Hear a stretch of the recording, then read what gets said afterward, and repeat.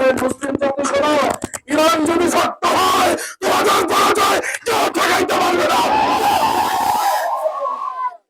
ইসরায়েলকে বলতে চাই 50,000 নয় 50 কোটি মুসলমানও ধ্বংস করলে ফিলিস্তিন নিতে পারবে না, গাজা নিতে পারবে না, গাজা নিতে পারবে না।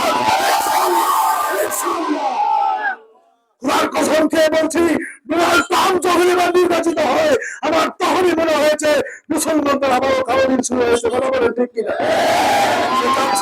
ফিলিস্তিনকে নিশ্চিহ্ন করতে খোদার কসম খেয়ে বলি, মসজিদুল হারাম মুসলমানদের হেফাজতের দায়িত্ব যেমন মসজিদ আকসা মুসলমানদের দায়িত্ব। কথা বলেন ঠিক কিনা? বলেন আপনারা আমাদের কি বিশ্বাস করেন?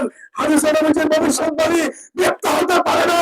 গাছ পর্যন্ত ইহুদিকে দেখায় বলবে ইহুদি আমার পিছনে আছে, তাকে শ্বাস করো, ওই দিনের অপেক্ষায় থাকো। আসছেই মোহাম্মদী, আসছেই ঈসা, তোমাদের কবর রচনা হবে ইনশাআল্লাহ, হবে ইনশাআল্লাহ। আমাদের পরাজয় কেউ ঠেকাইতে পারবে না। মুসলমান মার খাইতে জানে, পরাজয় বরণ করতে জানে না।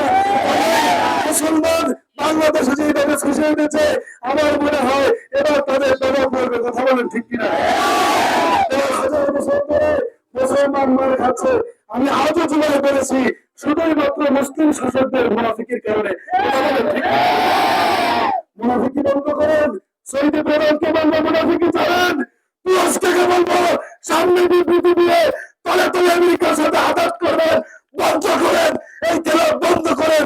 না পারলে আমাদেরকে প্রস্তুত করুন, আমরা ইসরায়েলের বিরুদ্ধে যুদ্ধ করবো ইনশাআল্লাহ।